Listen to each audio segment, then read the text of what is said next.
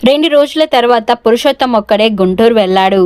కొత్తపేటలో స్మిత డయాగ్నోస్టిక్ సెంటర్లో కూర్చొని ఉంటే నవనీతారావు వచ్చి పలకరించాడు. పురుషోత్తం, ఎన్నాళ్ళకి కనిపించావురా అని అన్నాడు పక్కనే కూర్చొని భుజం తట్టి. ఏరా నవనీతం, బాగున్నావా? నన్ను గుర్తుపట్టావా అని అడిగాడు పురుషోత్తం. ఎందుకు గుర్తుపట్టను? నీ మొహం ఏం మారలేదు, కాస్త లావయ్యావు అంతే అన్నాడు. నువ్వు కూడా పెద్దగా మారలేదులే, కాకపోతే జుట్టు ఊడి బట్టతల అయింది అంతే అన్నాడు పురుషోత్తం. పోతే పోయిందిలే విధవ జుట్టు. ఏంట్రా సంగతులు, ఎలా ఉన్నావు? దుబాయ్లో సెటిల్ అయ్యావటగా అని అడిగాడు నవనీతం.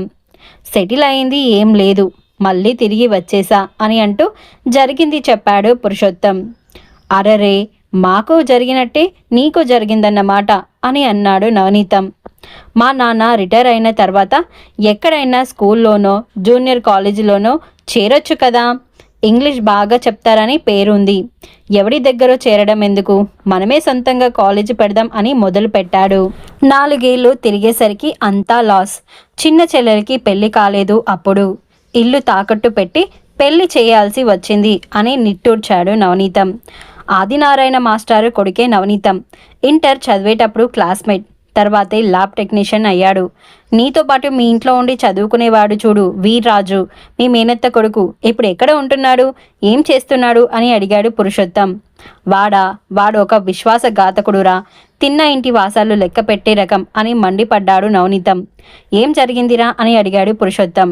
మా నాన్న చెల్లెలి కొడుకని చేరదీసి ఇంట్లో పెట్టుకొని చదివించాడు. ఇంట్లో తింటూ ఉన్నాడు. బుక్స్ ఫీజులు అన్నీ నాన్నే ఏర్పాటు చేశాడు. ఇంటర్ తర్వాత ఇక చదవలేదు. ఒక ఫైనాన్స్ కంపెనీలో పనికి చేరాడు. కొత్తలో వాడిని చూసి జాలి వేసేది. సైకిల్ మీద తిరుగుతూ అప్పులు ఇచ్చిన వాళ్ళ దగ్గర వసూలుకి పోయేవాడు. డైలీ ఫైనాన్స్ వసూలు, చిన్న చిన్న బిజినెస్లు చేసుకునే తోపుడు బల్లవాళ్ళు, బడ్డీ కొట్టు, బజ్జీలు అమ్ముకునే వాళ్ళే కస్టమర్లు. ఇంకెక్కడైనా జాబ్ చేసుకోరాదురా అని అంటే ఎక్కడున్నాయిరా జాబ్స్ అని అనేవాడు. అట్లా తిరిగి తిరిగి అదే కంపెనీలో ఆఫీస్ పనికి ప్రమోషన్ ఇచ్చారు. ఆ ఫైనాన్స్ కంపెనీలో ఒక పార్ట్నర్ విడిపోయి కొత్త కంపెనీ పెట్టాడు. వీడిని తీసుకెళ్లి మేనేజర్ని చేశాడు. ఇక వాడి దశ తిరిగిందిరా. ఆయనకి ఒక్కతే కూతురు. వీడి నమ్మకం చూసి పెళ్లి చేసి అల్లుడిని చేసుకున్నాడు. ఆయన పోయాడు, వీడు ప్రొపరేటర్ అయ్యాడు అని చెప్పాడు నవనీతం.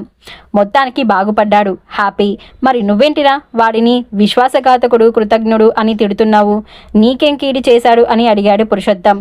మా నాన్న వీడికి చదువు చెప్పించాడు కదా, స్వయాన చెల్లెలి కొడుకు కదా, కాలేజీ పెట్టి దెబ్బతిన్నాడు. కూతురి పెళ్లికి అప్పు కావాలని వెళ్తే ఇల్లు తాకట్టు పెట్టుకుని ఇచ్చాడురా డబ్బు అని అన్నాడు నవనీతం. నవనీతం కోపం ఏమిటో పురుషోత్తంకి అర్థమైంది. ఎంత మేనల్లుడైనా డబ్బు దగ్గర బంధుత్వం ఎందుకు చూస్తాడు? వ్యాపారంలో మొహమాటం ఏముంటుంది? వీర్రాజుని వీడు సరిగా అర్థం చేసుకోలేదని అనిపించింది పురుషోత్తంకి. దాంతో వీర్రాజు అడ్రస్ అడిగి తీసుకున్నాడు. ఆదినారాయణ మాస్టారు మేనల్లుడిని చేరదీసి చదివించి సహాయం చేసిన మాట వాస్తవమే. ఆయనకు ఆర్థిక అవసరం వచ్చినప్పుడు ఆదుకోవడం ధర్మమే. ఈ రోజుల్లో చేసిన మేలు ఎందుకు గుర్తుంచుకుంటున్నారు? ఆదినారాయణ మాస్టరు మేనల్లుడు తనకు ముందు ముందు ఏదో సహాయం చేస్తాడని ఆశతో చదువు చెప్పించలేదు. వీర్రాజు కూడా మరీ స్వార్థపరుడు కాదు. ఎటువంటి పరిస్థితుల్లో ఇల్లు తాకట్టు పెట్టుకొని డబ్బు ఇచ్చాడో, అతను నడుపుతున్న ఫైనాన్స్ కంపెనీలో పార్ట్నర్లో ఉన్నారేమో అని పురుషోత్తంలో రకరకాల ఆలోచనలు చెలరేగుతున్నాయి. హాస్పిటల్లో పని అయిపోయిన తర్వాత వీర్రాజుని కలుసుకోవడానికి వెళ్ళాడు. పురుషోత్తంని చూస్తూనే గుర్తుపట్టాడు. నవనీతం ఇచ్చాడా నా అడ్రస్ అని అడిగాడు వీర్రాజు. అవునరా, హాస్పిటల్లో కనిపించాడు అని చెప్పాడు పురుషోత్తం.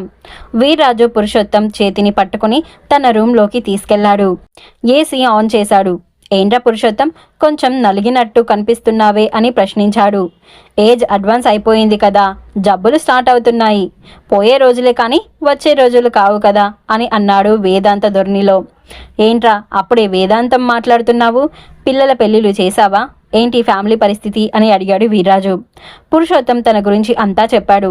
ఇక హైదరాబాద్ వెళ్ళిపోతారా? పిల్లల కోసం అక్కడ ఉండక తప్పదు. ఇన్ని రోజులు మా ఊళ్ళో ఉన్నారంటే నా బలవంతం వల్లనే. మన మూలాలు ఎక్కడ ఉన్నది పిల్లలకు తెలియడం ముఖ్యం.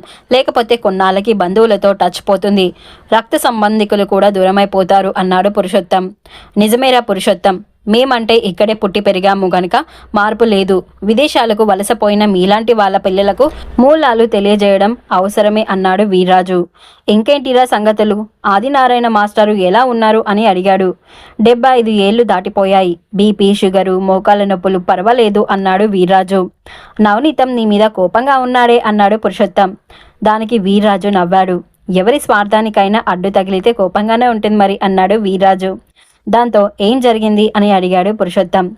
అన్నదమ్ములు ఇద్దరు చెల్లెలు పెళ్లికి ఏ సహాయం చేయలేదు. మావయ్య ఏం చేస్తాడు? తండ్రిగా బాధ్యత ఉందిగా. పెళ్లికి నేనే డబ్బు సర్దాను అని చెప్పాడు వీర్రాజు. ఇల్లు తాకట్టు పెట్టుకున్నావని గుర్రుగా ఉన్నాడు నవనీతం అన్నాడు పురుషోత్తం. అది పాతబడిపోయిన ఇల్లు. ఇంటికి విలువ లేదు, స్థలానికే విలువ. బ్యాంకు వాళ్ళు ఎవరు ఇవ్వకపోతే నా దగ్గరికి వచ్చారు. నేను గనక మామయ్య దగ్గర ప్రామిసరీ నోటు రాయించుకొని డబ్బు ఇచ్చినట్లయితే వాళ్ళకి సంతోషంగా ఉండేది అన్నాడు వీర్రాజు. ఇల్లు తాకట్టు పెట్టుకుంటే వాళ్ళకి ఎందుకు బాధ? మార్జిగేట్ చేసుకునే కదా లోన్ ఇచ్చేది అన్నాడు పురుషోత్తం. అక్కడే ఉంది మతలబు. నేను గనక ఇల్లు తాకట్టు పెట్టుకోకపోయినట్లయితే ఈ పాటికి దాన్ని అమ్ముకునే వాళ్ళు. ఇల్లు అమ్మడానికి వీలు లేకుండా ఉందనే వాళ్ళ ఏడుపు అని అన్నాడు వీర్రాజు. దాంతో పురుషోత్తంకి నవనీతం బాధ అర్థమైంది. ఇటువంటిది ఏదో ఉందనుకునే ఉన్నాడు పురుషోత్తం. ఇల్లు అమ్మే వరకు మా దగ్గర ఉండొచ్చు నాన్న అని ప్రేమ ఒలకబోసేవాళ్ళు. తల్లి తండ్రి ఇంటికి వచ్చాక అన్నదమ్ములు వంతులు వేసుకునేవాళ్ళు. అమ్మ నా దగ్గర, నాన్న నీ దగ్గర అని. ఎంతమందిని చూడడం లేదు. మామయ్యకి ఇటువంటి పరిస్థితి రాకూడదని పట్టు బిగించాను. వాళ్ళు ఉన్నంతకాలం అందులోనే ఉంటారు అని చెప్పాడు వీర్రాజు. ఈసారి గుంటూరు వచ్చినప్పుడు మళ్ళీ కలుస్తాలే అని అన్నాడు పురుషోత్తం. వీర్రాజు గేటు వరకు వచ్చి సాగనంపాడు పురుషోత్తంని. నీకు ఎప్పుడైనా డబ్బు అవసరమైతే ఫోన్ చెయ్యి, పంపిస్తాను. మొహమాట పడకు. ఏదైనా అవసరం ఉన్నప్పుడు నేనున్నానని గుర్తుపెట్టుకో అని పురుషోత్తం భుజం తట్టి ఆప్యాయంగా చెప్పాడు వీర్రాజు. అలాగేరా, మాట అన్నావు అంతే చాలు. నేను దివాలా ఎత్తానని అందరూ మొహం చాటేస్తున్నారు. నాకు ఏదైనా చేయాల్సి వస్తుందని భయపడుతున్నారు. నువ్వే నయం అని అన్నాడు పురుషోత్తం. చిన్ననాటి స్నేహితులం, ఆ మాత్రం చేయకపోతే ఎందుకు అన్నాడు వీర్రాజు. ఓకేరా, వస్తాను అన్నాడు పురుషోత్తం. కారు పంపన బస్టాండ్కేగా అని అడిగాడు వీర్రాజు. వద్దురా, దగ్గరేగా, నడిచిపోతాను. కాస్త వంటికి ఎక్సర్సైజ్ అని బయలుదేరాడు పురుషోత్తం. ఇక హైదరాబాద్ వెళ్ళడానికి సర్దుకున్నారు చైతన్య, గీతికలు. పురుషోత్తం కూకట్పల్లిలో ఒక డబుల్ బెడ్రూమ్ ఫ్లాట్ అద్దెకు తీసుకున్నాడు. గీతిక పికాక్ ఫ్యాషన్స్ కంపెనీలో చేరింది. కంప్యూటర్ కోర్సులే కాకుండా ఫ్యాషన్ డిజైనింగ్లో డిప్లొమా ఉంది ఆమెకు. సాఫ్ట్వేర్ కంపెనీలలో కంటే గవర్నమెంట్ కంపెనీలలో వర్క్ ఇంట్రెస్టింగ్గా ఉంటుందని గుండ్ల పోచంపల్లిలో కంపెనీలో చేరింది. చైతన్య స్పెక్ట్రమ్ సొల్యూషన్లో సాఫ్ట్వేర్ ఇంజనీర్గా చేరాడు. గీతికకు కంపెనీ బస్సు వస్తుంది, up and down. Chaitanya office Madhapur. తను బైక్ కొనుక్కొని వెళ్ళి వస్తున్నాడు. కొడుకు, మనవడు, మనవరాలు వెళ్ళిపోతుంటే కళ్ళనీళ్లు పెట్టుకుంది శేషమ్మ. మరమ్మతులు చేయించి రంగులు వేయించిన తర్వాత ఇంటికి కల వచ్చింది. కానీ కలకలలాడుతూ కళ్ళ ముందు తిరుగుతున్న పిల్లలు వెళ్ళిపోతుంటే శేషమ్మ ముఖం కల తప్పింది. అమ్మా, నువ్వేం బాధపడకు. నేను పిల్లలు రోజు నీతో మాట్లాడుతుంటాం. అవసరమైతే వస్తాం అని ఓదార్చాడు పురుషోత్తం తల్లిని. శేషమ్మకి తోడుగా వెంకటరత్నం అనే ఆవిడను మాట్లాడాడు. ఆమెను భర్త వదిలేశాడు. పిల్లలు లేరు, ఒంటరిగా ఉంటుంది. ఇంట్లోనే తింటూ ఉండటానికి ఏర్పాటు చేశాడు. తిండి, బసకు ఏర్పాటు చేసి నెలకు 1000 రూపాయల జీతం వెంకటరత్నానికి ఇస్తానన్నాడు. దాంతో సంతోషంగా ఒప్పుకుంది. ఇంట్లో ల్యాండ్లైన్ టెలిఫోన్ పెట్టించాడు. పిల్లలిద్దరూ బిజీ అయిపోయారు ఉద్యోగాలకు వెళ్తూ.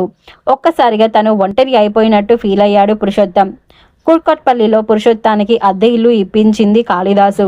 ఇద్దరు నాగార్జునసాగర్ డ్యాంలోనే జూనియర్ ఇంజనీర్గా కెరియర్ ప్రారంభించారు. పురుషోత్తం ఫ్యామిలీ ఎదురు ఇంట్లో తిరుగుతున్నప్పుడు చూసింది అలకనంతా. ఏమండి, ఎదురింట్లోకి ఎవరో కొత్త వాళ్ళు దిగుతున్నట్టు ఉన్నారండి అని కాళిదాస్కి చెప్పింది. కాళిదాసు ఆఫీస్కు వెళ్లే హడావిడిలో ఉన్నాడు. ఇంటి ముందు కారు సిద్ధంగా ఉంది. అతను ఇప్పుడు సూపరింటెండెంట్ ఇంజనీర్.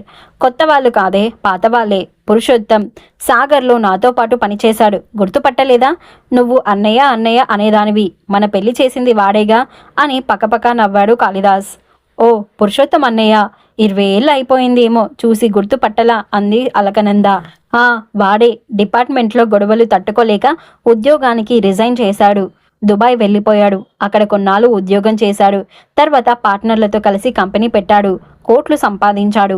అయితే ఇప్పుడేం లేదు. పార్ట్నర్లు మోసం చేశారని, కంపెనీ దివాలా ఎత్తిందని అంటున్నాడు.